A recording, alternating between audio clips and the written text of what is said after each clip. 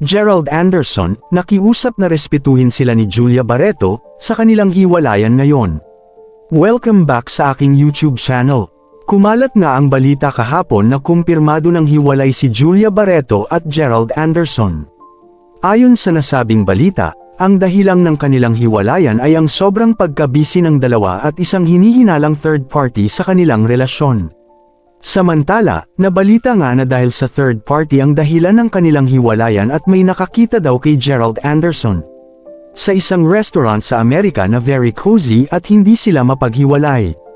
Hindi nakasagot si Gerald Anderson sa tanong na ito ng press at sinabi niyang magsasalita lang siya sa tamang panahon. Kaya naman, duda tuloy ang mga reporters na totoo ang balitang may iba na ngayon si Gerald Anderson.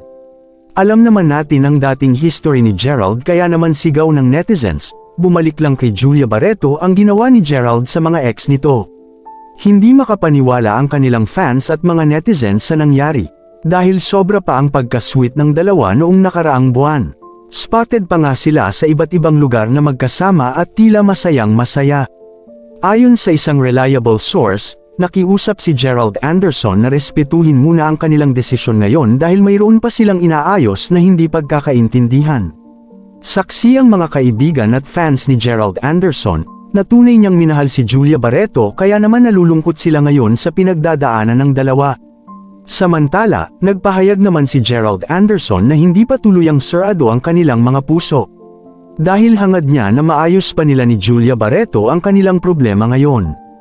Ayon kay Gerald Anderson, iba si Julia Barreto sa lahat ng kanyang mga naging girlfriends, dahil madali daw itong makaintindi at very supportive sa lahat ng kanyang mga ginagawa.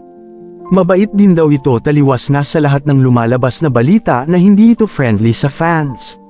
Maraming salamat sa panunood.